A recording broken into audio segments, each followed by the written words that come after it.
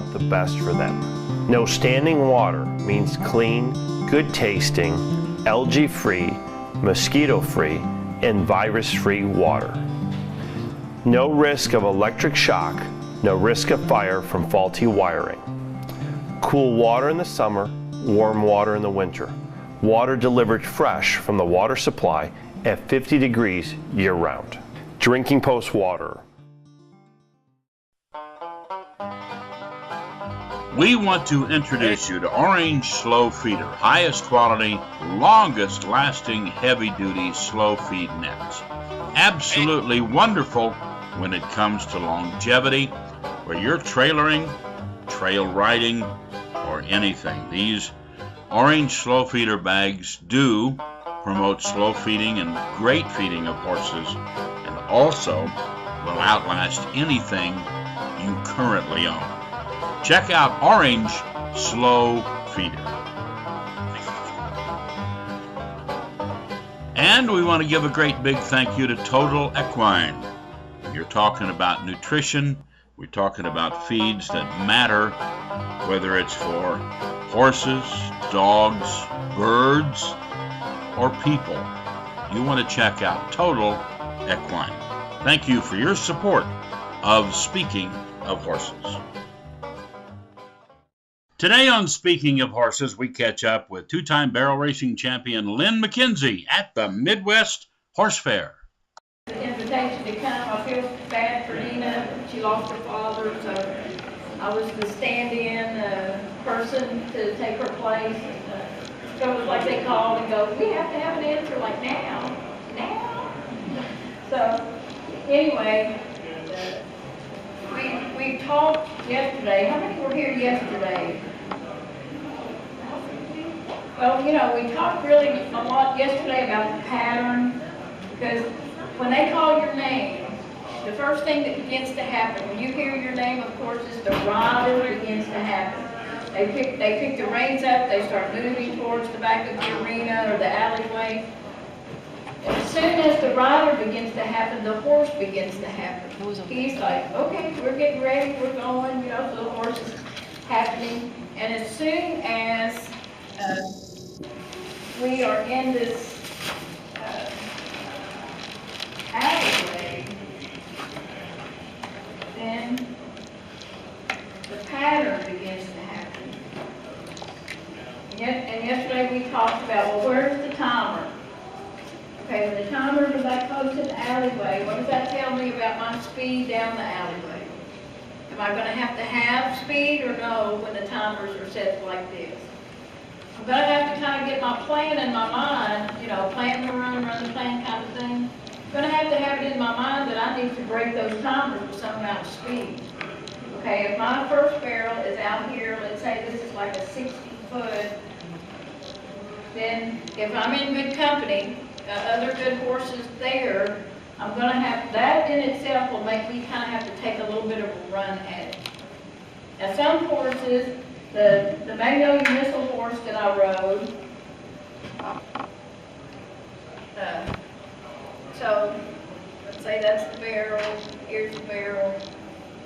So the Magnolia Missile, he was the kind of horse that he liked to start at the back of the alley. And he liked to start with 2 or 3 really big jumps, big strides, really take off hard. And if you weren't careful, you'd go and start trying to get a hold of him. But once you knew him, it was like let him have those first 2 or 3 jumps, because what he's going to do is he's going to just build his speed. So when they take those first 2 or 3 jumps, sometimes you're knowing, man, they're not looking for the barrel. They're just going to run down to that first barrel, and he's not even going to see it. But if you just kind of drop your hands down in front of that saddle and let him go, okay, the first 2 or 3 strides were big, hard, pushing strides, and then he kind of leveled out. And you'd rather that happen back in the alleyway than get out here where this timer is and it happened at the timer. That's not a very good feeling at all. So he was the kind of horse that started at the back of the alleyway and kind of built his speed. One year there was a lady from Colorado named Donna Crenning, who she won the NFR that year. She would walk her horse up and not start letting him run until he was right in the center of that alleyway. The reason being is he had a little racehorse in him, and once he got running on his mind, that's about all he could think of. So she said, you know, I'd be running too fast at that first barrel if I let him do what Missile did. So there's kind of a, you know, you need to know your horse, you need to know how to handle him in the back, you need to be able to kind of deal with him. And so I'll just tell this little story. My daughter and I, one time we went to this jackpot, and when I unloaded my horse, we haul young horses, so he's like this. And so I saddled him up, and I told her, I said, I got to go find the warm-up arena, and I just got to load this thing down, because I'm a little older mindset, okay? And so her horse gets out, and she's kind of, and I don't see her back there in that warm-up pen ever. And they had another little place, but I felt like that big warm-up arena, you know, I really get me some loping in. And in Texas, it was pretty warm. So when I got him up there, he had a little lather, you know, under his breast collar. And he was a little moist because we've been out there loping him down, right? So I get up there, and her horse is like, and I asked her, I said, my horse, he's still a little bit like this. And so I asked her, I said, did you lope your horse down? Yep. Well, how comes I lope mine down too, and mine's wet and yours not? And so, probably not the place to talk about it, but if you don't talk about it, then people don't get educated about it. But she said, oh, I slipped a little ace under his tongue. And so what ace is kind of a calmer downer, if you're not familiar with some of the things that they use.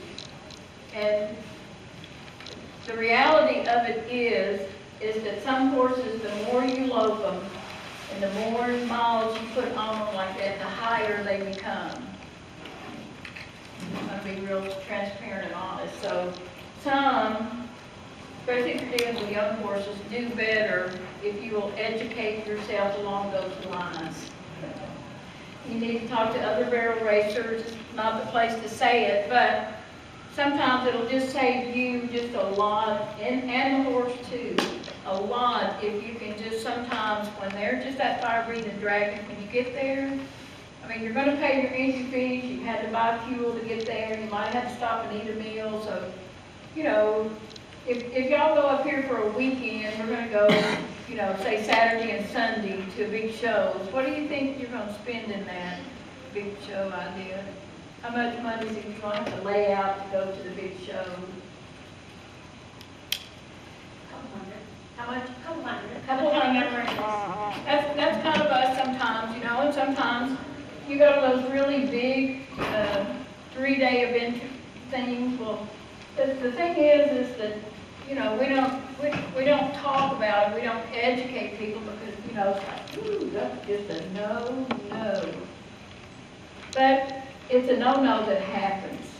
It could be a no-no, but the fact is that you're competing against people maybe who do some no-nos. Y'all not smiling with me, so I think y'all must be thinking this is really serious here. And so all I'm just saying is sometimes a little help is not a bad idea. And that's it's just kind of a given. So, well, there it is. Okay, you can write me a letter or something. If you just think I'm really talking bad here, but I'm just saying you're going to be out there with people who do that kind of thing. And so for you to be educated is not a bad thing either. For you to know is not a bad thing either. And you can say, I just think that. But you still need to be educated. You need to talk to your veterinarian, maybe some other barrel racers. Get information before you just shut it off. Because I know for some people this is like a hobby. Well, it's a very expensive hobby. So you're going to spend a lot of money on it. You could do another hobby much cheaper than you're gonna do this hobby. So the mindset really needs to be like, I have a second business. I either have a job or I have my own business. And so when I go to my barn, I have my second business. Because who's to say that you might just happen to show up at your barn, a scamper for $1,100. Christy Peterson back in the day had a horse she called Bozo, which really got all the Sunfrost stuff going. Bozo, she tried to sell him one time as a colt for $400 because he wanted to buck everybody off.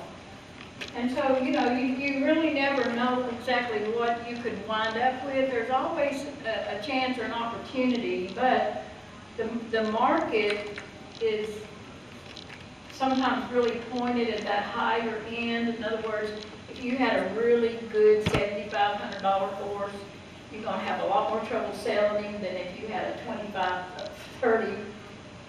$40,000 horse. You're gonna have to work harder to get him sold at 10 than you are at 30. That makes sense. And maybe that's a bit of a no-no too, but that's part of that business end of it. And so nobody wants to be dishonest, but a lot of people get stuck. Anybody get stuck? Two hands up. I like to believe people.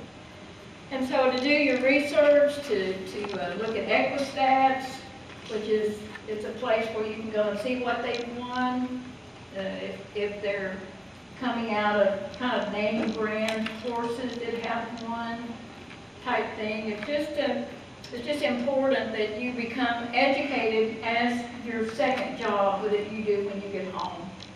These horses, I'm saying modern horses, because today you have, you know, the Dash for Cashes. They're not necessarily the modern thing. I mean, he's been around a long time, but he has produced some awesome stallions himself. He's a stallion producer, Dash for Cash was. So he has awesome stallions. Some of the other breeds are producing awesome brood mares. And so you begin to cross the Dash to Fame on Sunfrost or the Dash to Fame on the Bully Bullion mares. You begin to get some of these crosses. That's kind of what I'm calling the newer blood. But see, in my day, if you would just take those older breed horses and you just cut your leg off, they'd do like this. I don't go around the barrels. It just dragged that old leg behind them trying to go around the barrels. And today, in this market, they go, ow! And, I mean, we've had them at clinics that were so finicky that if we didn't get the bridle changed right the first time, not only did we get mad, the horse had to have a little bit of a grudge thing going, too. And so you get these newer breed horses, athletic, oh my goodness. Can they run? Oh yes, they can. Faster than they need to. And you find owners who are not educated, owners who are not educated to have these types of horses. Of course we all want the 1D horse, yes. But I'm just saying there's going to have to be some education that you're going to have to come to be able to have and maintain and manage those types of horses. And so what that is it's here. It's what you want to be here. There is some market out there. I mean, you know, so I think money's tight, a little tight right now in the horse community, maybe not every community, but it seems like in our community right now, maybe money's a little tight. So you have to have a really good product with some credentials to have a sellable product. And you know, just this is a nice, good, gentle gelding, and he's not going to hurt anybody. I don't know if you could give those poor things away. At least in Texas, is there market for it up here? Maybe we send some up here. But I'm just saying that when you're sitting there, you're going, man, I don't know what she's talking about. I'm just saying you need to be educated. You need to be smart enough to know that you need that kind of education. Even if you say, I'm not going to do it, you still need to know about it. So find out about some things, look into some things. It's a business. And you can say, oh no, it's not. Well, what other hobby are you going to spend this? Most people work at jobs so they can have horses. So what does that make it? And so even these kinds of things right here, plan that run and run that plan. I'd rather have a horse that can win third or fourth every time than a horse that wins me first every fifth time. In the end of the year, where am I going to make the most money? For third or fourth every time, I'm going to make more money, and my turn to win first will come around. You know what I'm saying? I'll get my turn at it. I'll draw up on the ground good, or he'll just warm up good, or something will just kind of pretty much be in our favor. And so when you're looking at things like this is how you have to really look at it. It's a business. And you have to kind of have that little mindset that, well, you know, I can just pull up and pay my entry fees and visit and talk and make my run. And that's the way it really used to be, but it's changing. It's changing because people like Lance Graves and Sharon Hall have been in Italy this last year running at barrels on the beach. And so they're jump riding horses in foreign countries. And there's just more, especially if you're younger in the business, you know, then that's the way I would really have my mindset to it. I would think about that. I would want to meet some people. I'd want to make some contacts. You just never know what might show up on your doorstep one day. Because when I got Magnolia Missile, the lady called me. She said, I need you to come over here and pick this horse up because I'm going to pay you to train him on the barrels. And so I went and picked him up. And the first night, he just kicked my barn down. You know what I'm saying? I go out the next morning, it's all laying everywhere because he had just kicked the snot out of all of it. And we're just,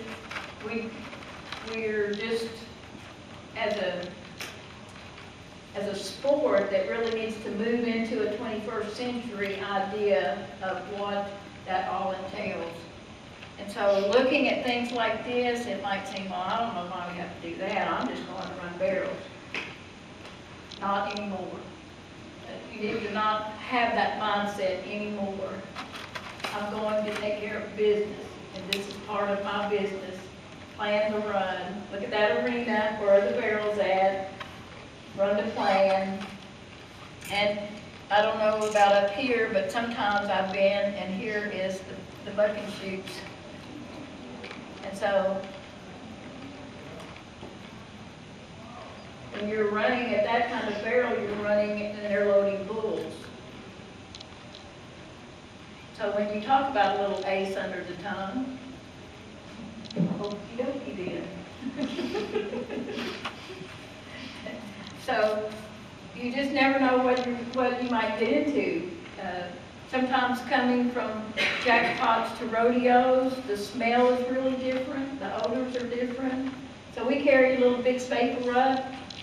We just kind of rub the end of that nose with a little big spacer rub. Not only does it open them up, but it kills the smell and the odor of the other livestock that's there. And we have those, you know, what they call the shooters. What do they call it? Those got a mounted shooting. Mounted shooting. They make for those mounted shooters a little thing that tucks in the ear. And so we have mounted shooting things, and we get our colts used to that because sometimes the live music is just a little more than they can stand. The piped in music is not too bad, but you get the band up there and they're beating on the drums and playing the trumpets and all this kind of stuff. Some of those horses, it just hurts their ears. And so when those ears are going, he's just about telling you, this is so loud, it's hurting my ears. And you go to some of those arenas that kind of got that dome effect where that sound comes down on that floor, loud, oh my goodness. And the horse's hearing is a lot more sensitive than people's hearing. So, you know, getting them used to that, getting them, you know, with the vapor rub. I'm just saying it's just a business, and when you look at it like that, then I want to show up here and be the very best that I can be. It can be a jackpot, it can be whatever, but the other night we went to just sort of like Monday night jackpot. And we have a dash of fame, a jail dash to heaven mare. And so we've had a little trouble getting her consistent, so we've not really stepped out there to very much big stuff. We went to the maturities and she probably won maybe $15,000 in it all, which is not a lot of money considering the money that's there. So we haven't really stepped out too much with her. We're just trying to be able to make that same run every trip idea. And so we're concentrating on some of the cheaper stuff to get that done. And so we show up at this Monday night thing, and there was an NFR horse there, ridden by the girl that went to the NFR on him. And so sometimes in Texas, those girls will show up on occasion, and we get a real true look at where we're at time-wise. And sometimes if you think you're about ready to step out, that's what needs to happen. Just tell yourself, I'm going here, there's going to be some really tough competition here, I'm going to see where I'm at. I'm going to find out time-wise, what do I need to do time-wise. Okay, so, this morning I drew that back toward the timer, this 15-foot, put a little thing of flour there.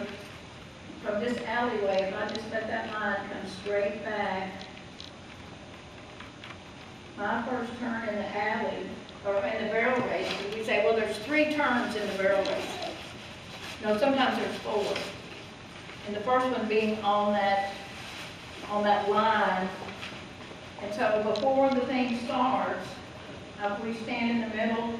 You can put a Coke cup there, or someone can run out there and stand there. We usually do it when they're running the tractor, we get out of the arena, just give me a minute. And so we're looking down at something down here that can be a point for us, so that when we're coming up, we're not looking at the barrel itself, we're looking at that point down the arena right there, because sometimes you can't see the first barrel from the alleyway. And if I need, because of this, I could wind up about anywhere out there. And in fact, most people do this. So time-wise, on a 60-foot score, what is that? I'm going to give you a couple of tenths. So really, I didn't lose the race. Once I broke the timer, I lost the race before I ever broke the timer, because of my idea of the alleyway and how I'm dealing and handling with the alleyway. And so there was times, you know how the mother-daughter thing goes. Who's a mama? You got daughters that run. You know how mom and daughters can. Oh yeah, that's a good word.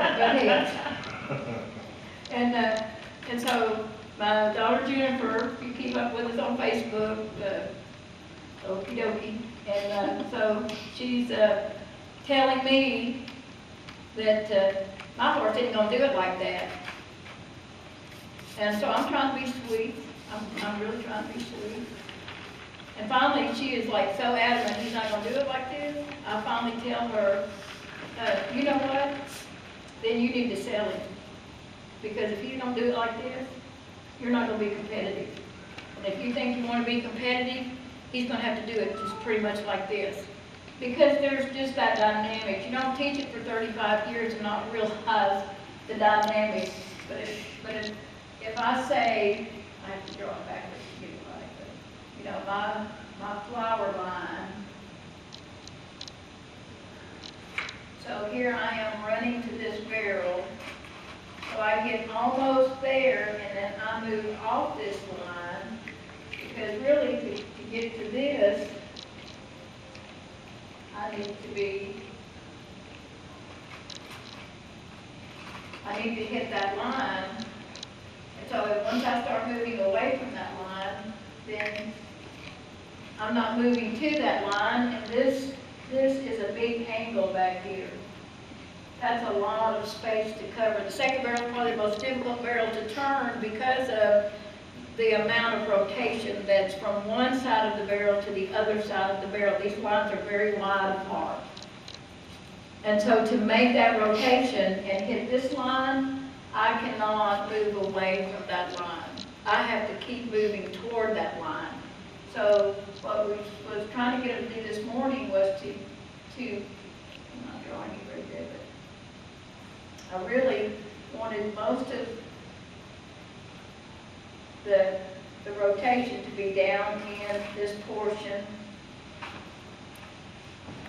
And if you think the timer loves a straight line, then in that teardrop shaped turn, there are two straight lines.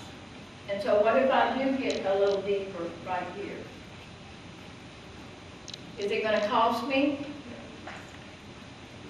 But what am I going to do when I hit this line? I'm going to be within a step or two running at my third barrel from sometimes back behind the barrel. I haven't even really got past the barrel yet and I'm already running. And so in all of this, there is a way for a rider to ride this to where it's almost like dancing with a partner. And I teach a lot of people.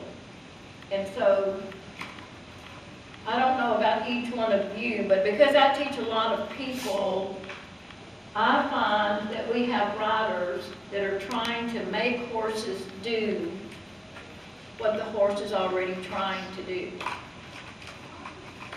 Would you help me for a minute? Me? Yes? Sure. Okay. Can you help me? Would you? I don't know. No, it's not going to work. Okay, let's see. They just lift up to separate. Gosh, where's this mouse? There's a chair. They separated you. Great. Okay, would you help me pick that chair up? Could Sure. you help me pick that up? Go ahead,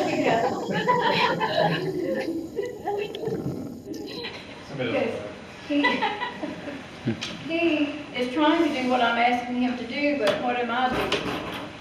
You're not helping him. I'm hindering he wanted to do it. It wasn't like he was not trying to do it. He was trying to do it, but yet here I am in a totally different place doing a really different thing, and I'm not letting him do it.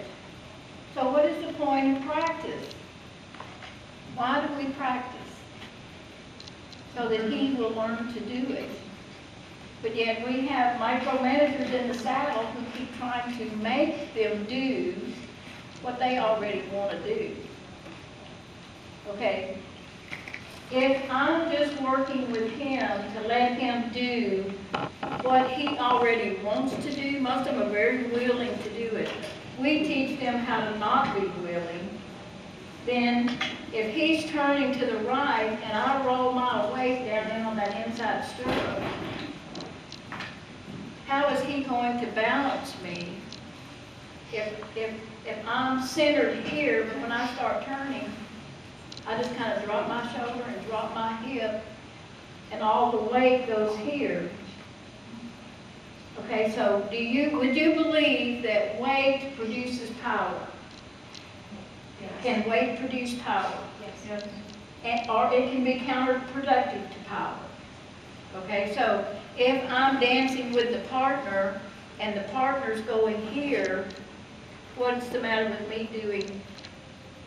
See, I'm kind of stepping, here I am in my stirrups, I'm kind of stepping, I'm turning the first barrel, I'm stepping, I'm just swinging my leg a little forward in the stirrup, and I'm pulling this shoulder back and this shoulder's forward, this shoulder's back, and I'm actually turning him with my pelvis. Now when my shoulders and my hips move, look at my rein hand. So I'm not pulling. Everything is a rotation. So what is the way to take up the slack on the rein?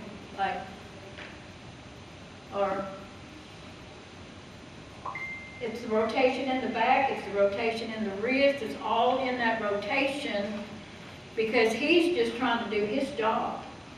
He just wants to work. And so when I began to cooperate with him in that work, and I quit being kind of a counterproductive weight in that saddle, then it makes his job much easier. The rural American lifestyle. It's how we work, and it's how we play.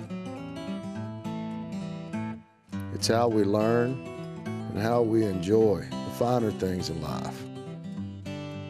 How we take care of our animals and tend to the land. It's a way of life. Has been for hundreds of years. Now there's a whole new way for rural America to watch TV. King Barns, located in New Holland, Pennsylvania. If you want a great custom-built barn, you got to contact kingbarns.com. All kinds of customized barns, top-grade materials, and wonderful custom design to meet your request. Please check out King Barns today.